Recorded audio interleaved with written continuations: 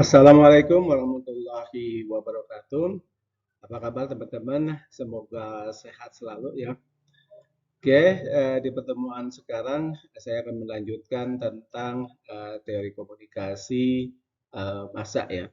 Kalau sebelumnya saya sampaikan teori-teori komunikasi massa yang terjadi pada tahap awal, gitu ya.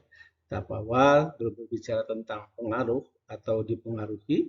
Nah, di pertemuan sekarang ini saya akan berbicara tentang media, media mempengaruhi terhadap individu ya. Media mempengaruhi terhadap individu. Baik, kita lihat pada slide berikutnya. Ya, teman-teman, dalam pertemuan kali ini yaitu bagaimana media mempengaruhi terhadap individu. Teori apa saja yang bercerita tentang media mempengaruhi terhadap individu, gitu ya. Jadi ada 5 teori yang ingin saya sampaikan dalam pertemuan ini. Yang pertama adalah teori SR atau apa namanya SOR gitu ya. Nah, sama ya, tinggal tambah O di sini, misalnya SOR. Nah, di sini ya. Lalu yang kedua adalah teori perbedaan individu, lalu teori two-step flow, lalu yang berikutnya, ini keempat ya, teori distribusi dan inovasi, dan yang terakhir adalah teori interaksi simbolik, gitu ya. Jadi dalam pertemuan sekarang ini saya menjelaskan 5 teori. Yang pertama teori SR atau SOR, lalu teori perbedaan individu, lalu two-step law teori, lalu yang keempat ya, keempat adalah teori distribusi inovasi, dan yang terakhir adalah teori interaksi simbolik, gitu ya. Baik, kita lihat slide berikutnya. Oke, baik teman-teman, teori yang pertama yang akan saya bahas itu adalah teori SR, gitu ya. Teori SR ini kalau kita berbicara siapa sih sebetulnya penemu, gitu ya. Dari teori SR ini sebetulnya apa namanya, teori SR ini untuk menemukan siapa sebetulnya yang pertama kali menemukannya, itu biasanya apa namanya ada beberapa gitu ya, atau katakanlah bahwa teori SR ini sebetulnya pemiliknya siapa kan gitu ya, mungkin bisa lebih dari satu orang kan gitu ya, lebih dari satu orang. Makanya saya tidak menyampaikan itu gitu ya, tapi nanti akan kita lihat dari teori SOSR ini berkembang menjadi apa kan gitu ya, lalu nanti akan menjadi teori seperti apa kan gitu ya. Oke, kita lihat nih asumsi dasar dulu ya dari teori SR gitu. Yang pertama adalah pesan dipersiapkan dan didistribusikan secara sistematik gitu ya, secara sistematik dalam skala yang luas gitu ya. Nah, ini berbicara tentang pesan terlebih dahulu ya, dipersiapkan. SR itu adalah stimulus respon. Stimulus respon. Prinsip dasarnya gini lah. Ada stimulus, ada respon. Stimulus itu misalnya kalau di media itu adalah acara televisi. Respon itu adalah dari masyarakat itu seperti apa, gitu ya, itu respon. Nah, asumsi dasar yang lainnya tadi pesan dipersiapkan dan didistribusikan secara sistematik, gitu ya. Nah, yang kedua, pesan itu biasanya bersifat secara serempak. Nah, ini pernah saya sampaikan ya, serempak. Pesan tersebut dapat tersedia bagi sejumlah besar individu. Jadi waktunya serempak kan gitu ya. Tersedia bagi sejumlah besar individu. Lalu asumsi yang ketiganya adalah penggunaan media massa untuk memaksimalkan jumlah penerima, gitu ya. Jadi dalam hal ini kita lihat nomor 4 kaitannya ya, yaitu tidak memperhitungkan intervensi dari pihak luar. Pihaknya pakai pihak harusnya pihak luar. Ya karena dianggapnya tidak ada apa-apanya. SR, ada stimulus, ada respon. Nah, dari teori SR ini berkembang menjadi SOR, ada O-nya. Ya sama ya, hampir mirip dengan SR saja. Nah, dari teori SOR ini berkembang Jadi salah satunya adalah teori kultivasi. Nah, kalau ini ada pemiliknya, gitu ya. Ada tahun temukannya itu Gebner dan Larry Gross ya. Pada tahun berapa? 1976, gitu ya. Apa dasar atau asumsi dasar dari teori kultivasi ini? Kita lihat nih. Nah, ini minimal ada dua ya, banyak sebetulnya. Jadi saya ingin sampaikan dua saja. Nah, asumsi dasar dari teori kultivasi itu adalah nih nomor pertama ya misalnya. Secara bertahap, media mempengaruhi pandangan dunia dan keyakinan yang dimiliki oleh pemirsa. Pemirsa itu adalah penonton ya. Terutama dengan memperkuat pola-pola perilaku dan persepsi yang sering muncul dalam media. Di situ ya. Nah, lalu paparan yang berlebihan dalam media televisi gitu ya, terutama tayangan kekerasan dan ketidaksetaraan, maka di sini menyebabkan nih pemirsa gitu ya, menganggap dunia itu sesuai dengan apa yang mereka lihat di televisi di situ ya. Nah, asumsi dasar dari teori kultivasi. Sekali lagi teman-teman, bahasan yang saya sampaikan ini adalah kita awali dengan teori SR. Minimal ada 4 asumsi dasar berkembang-berkembang menjadi teori SOR. Nah, dari teori SOR ini diadopsi oleh orang-orang komunikasi, salah satunya adalah Gebner dan Larry Gross tahun 1976 yang melahirkan teori kultivasi. Baik, kita lihat slide berikutnya.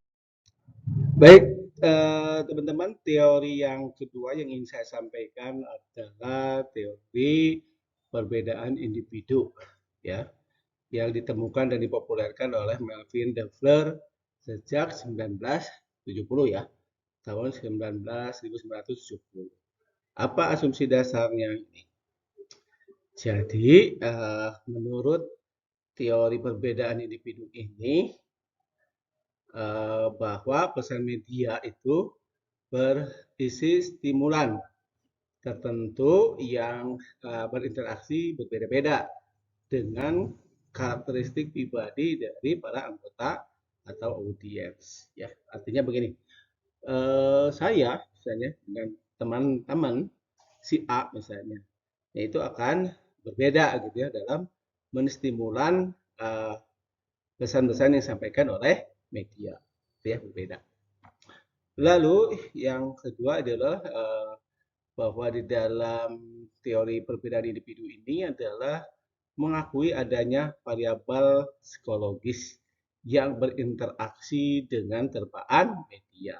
Nah, maksudnya di sini adalah psikologisnya siapa? Ya, psikologisnya seorang individu yang berinteraksi dengan terpaan media. Ya, jadi ada unsur-unsur psikologis di situ. Lalu yang berikutnya, yang ketiga, nah berarti asumsi dasar yang ketiganya adalah setiap orang akan berbeda mendapatkan pengaruh dari media massa, gitu ya. Nah di sini gitu ya ada berapa nih? 1, 2, 3, 4, 5 gitu ya. 5 nih.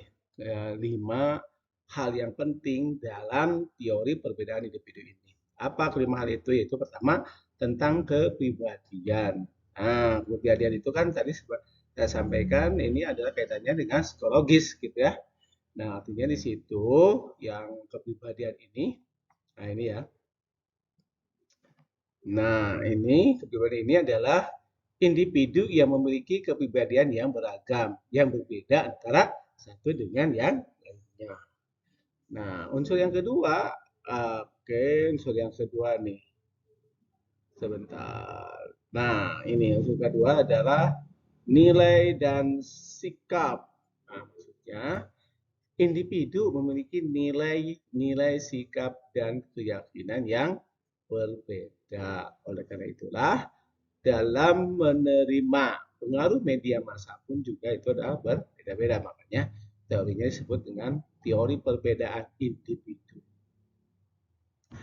Kemudian hal lainnya atau komponen lainnya dalam teori ini adalah adanya pengalaman hidup di sini. Nah, pengalaman hidup individu membentuk kerangka referensi individu yang digunakan untuk memahami pesan-pesan yang disampaikan oleh media tertentu, gitu ya. Nah, yang keempat, unsur yang keempat dalam teori ini adalah adanya motivasi dan kebutuhan, ya. Nah, motivasi dan kebutuhan di sini tentu saja mempengaruhi cara individu mengkonsumsi dan bereaksi terhadap media massa. Dan yang berikutnya di sini adalah adanya kemampuan dan keterampilan. Artinya apa? Individu gitu ya, memiliki tingkat kemampuan dan keterampilan yang berbeda ya, tentu saja ya, dalam memproses informasi yang disajikan oleh media massa. Intinya inilah teori ini itu adalah antara A dan B mereka akan berbeda dalam mengkonsumsi media. Ya. Mereka akan apa namanya berbeda dalam mengkonsumsi media. Nah, itu ya, akan berbeda. Baik, teman-teman kita lanjut ke teori yang ketiga. Oke, teman-teman, saya akan menjelaskan teori yang ketiga ya, yaitu teori komunikasi dua tahap. Nah, ini dipopulerkan oleh Lazarsfeld tahun 1940, teori komunikasi dua tahap ya. Nah, teori komunikasi dua tahap ini asumsi dasarnya adalah pertama, individu merupakan anggota dari kelompok sosial dalam berinteraksi dengan orang lain gitu ya. Karena ini adalah media mempengaruhi terhadap individu. Nah, di teori komunikasi dua tahap ini asumsi dasarnya adalah berkaitan dengan individu merupakan anggota dari kelompok sosial dalam berinteraksi dengan orang lain. Artinya di sini berinteraksi dengan media gitu ya. Oke, asumsi yang kedua adalah reaksi ya, reaksi terhadap media melalui perantara dengan dipengaruhi oleh hubungan sosial. Artinya media massa mempengaruhi terhadap individu itu tidak langsung terhadap individu tersendiri kan gitu ya, tetapi melalui perantara. Nah, siapa perantaranya? Yaitu opini leader, gitu ya. Dan yang ketiga adalah asumsinya dalam teori komunikasi dua tahap ini ada dua proses gitu ya. Yang pertama adalah mengenai penerimaan dan perhatian. Dan yang kedua adalah respon dalam bentuk persetujuan atau penolakan. Gitu ya.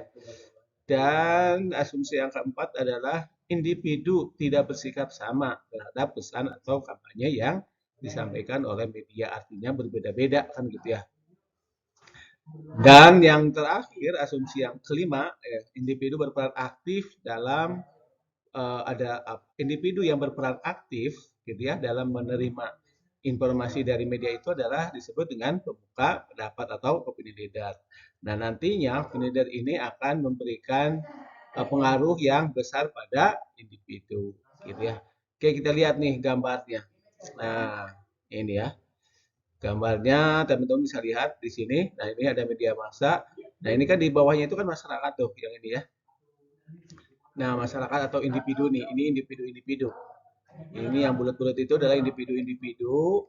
Nah, mereka itu kan menerima pengaruh dari media massa itu tidak langsung, tetapi melalui ini dulu. Nah, ini opini OL ya, opini leader. Nah, di sini.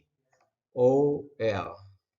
Nah, OL inilah orang yang pertama menerima informasi dari media, lalu disampaikan kepada audiens-audiens. Gitu ya. Nah, itu ya. Jadi terjadi dua tahap. Gitu teman-teman, teori komunikasi dua tahap ini ya. Asumsi dasarnya minimal ada 5. Banyak asumsi-asumsi dari teori ini, tetapi yang saya sampaikan adalah 5 saja dulu ya. Oke, baik teman-teman, kita lihat di slide berikutnya. Ya, teman-teman, teori yang keempat yang ingin saya sampaikan adalah teori difusi dan inovasi. Nah, teori difusi dan inovasi ini adalah dipopulerkan atau ditemukan oleh Rogers dan Schumacher. Ya, tahun berapa itu? Tahun 1997 ya.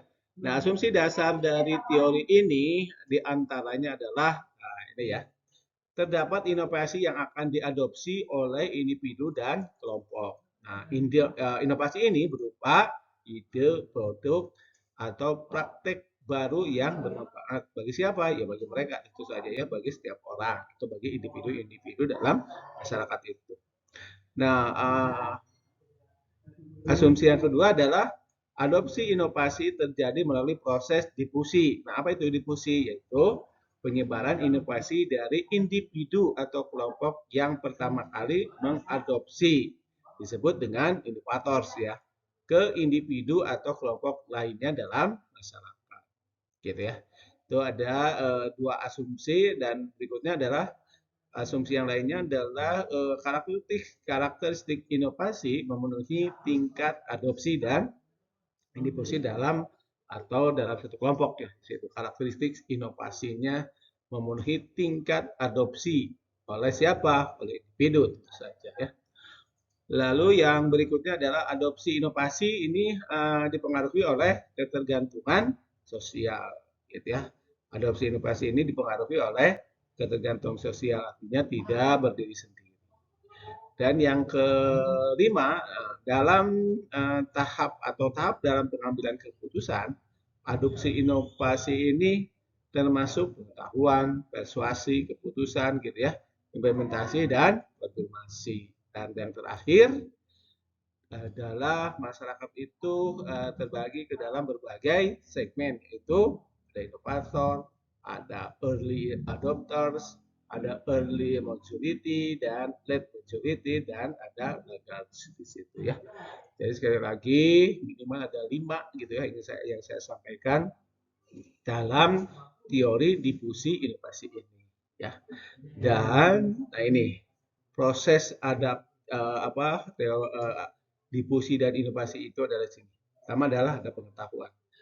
Lalu ada persuasi, lalu keputusan dan akhirnya konfirmasi. Pengetahuan yang dimiliki oleh individu, lalu persuasi gitu ya, bahwa penyampaian yang dilakukan secara persuasif, teknik persuasi, lalu pengambilan keputusan dan konfirmasi. Tuh teman-teman, teori yang keempat yaitu teori difusi dan inovasi. Baik, kita lihat ke teori yang terakhir dalam pertemuan ini yang saya ingin sampaikan. Oke, teori yang kelima yang ingin saya sampaikan adalah teori tentang teori jarum hipodermik ya. Nah, teori ini ditemukan atau dipopulerkan oleh Laswell ya, tahun abad 20 situ ya, jarum hipodermik nih. Nah, asumsinya ini. Satu, media massa memiliki pengaruh langsung dan segera terhadap individu. Artinya di sini pesan yang disajikan media massa itu dianggap memiliki kemampuan secara langsung, gitu ya, mempengaruhi siapa, mempengaruhi sikap, pendapat dan perilaku tanpa interaksi sosial atau faktor-faktor lainnya di sini ya. Nah, yang kedua adalah semua individu bereaksi dengan cara yang sama terhadap pesan media massa. Nah, apa artinya? Artinya media massa dianggap memiliki kemampuan mempengaruhi populasi dengan seragam tanpa memperhatikan perbedaan individu, latar belakang atau konteks sosial. Nah, itu ya menurut teori jarum hipodermik ini. Dan yang berikutnya itu individu cenderung menerima pesan media massa tanpa kritis gitu ya. Karena mereka menganggap media adalah sebagai sumber informasi yang dapat dipercaya dan otoritatif di sini. Makanya di sini individu dianggap sebagai penerima pasif yang menerima pesan tanpa pertimbangan kritis di situ ya. Lalu asumsi yang keempatnya pengaruh media massa nih terhadap individu itu bersifat permanen gitu ya. Nah, ini bersifat permanen di sini ya. Permanen dan tidak dapat dirubah. Artinya apa? Individu itu terpapar oleh pesan media massa, pengaruhnya akan bertahan seumur hidup gitu ya. Dan sulit untuk diubah atau dipengaruhi oleh faktor-faktor yang lain. Ini yang E, nih E, ini E ya. Eh, ya, media massa memiliki kekuatan yang tidak terbatas dalam mempengaruhi individu atau masyarakat. Artinya apa? Nah, ini media massa dianggap memiliki kemampuan untuk apa? Untuk mengubah sikap, pendapat, perilaku individu ya dengan cara yang signifikan dan merata di situ ya. Ya sekali lagi teori hipodinamik ini asumsi dasarnya di antaranya ya ada 5 hal ini. Pertama, media massa memiliki pengaruh langsung terhadap individu langsung ya. Lalu yang kedua, individu itu bereaksi dengan cara yang sama terhadap pesan media, gitu ya. Dan yang ketiga itu individu cenderung menerima pesan nih, tiga ya. Menerima pesan media massa tanpa kritis ya, gitu ya. Dan yang keempat, pengaruh media massa terhadap individu itu bersifat permanen ya dan tidak dapat dirubah lagi. Dan yang terakhir adalah media massa memiliki kekuatan yang tidak terbatas dalam mempengaruhi individu. Gitu ya. Itulah teman-teman 5 teori yang saya sampaikan. Tadi yang pertama itu adalah teori SOR atau SR, lalu berkembang menjadi SOR, dan yang lalu berkembang lagi menjadi kultivasi kan. Ya. Lalu teori yang kedua sudah saya sampaikan tentang teori perbedaan individu ya, individu, dari individu. Kemudian yang ketiga itu adalah two-step communication teori. Dan yang keempat itu adalah teori kelima ya, yang sekarang ini teori Jalur Parlemen. Yang keempat itu adalah teori difusi inovasi ya, itu. 5 teori yang berkaitan dengan bagaimana media massa mempengaruhi terhadap individu ya. Oke, teman-teman, itulah kuliah kita hari ini, gitu ya. Semoga bermanfaat apa yang saya sampaikan tadi dan saya kira teman-teman juga bisa mencari informasi yang lebih dalam lagi tentang teori-teori yang saya sampaikan tadi ya. Oke, akan saya tutup pertemuan ini dengan bacaan hamdalah. Alhamdulillahirabbil alamin. Sampai ketemu lagi pada kesempatan yang berbeda. Terima kasih. Wassalamualaikum warahmatullahi wabarakatuh.